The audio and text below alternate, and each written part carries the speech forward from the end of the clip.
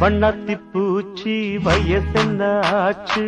உள்ளூர் முழுக்க ஒன்ன பத்தி பேச்சு என்னமோ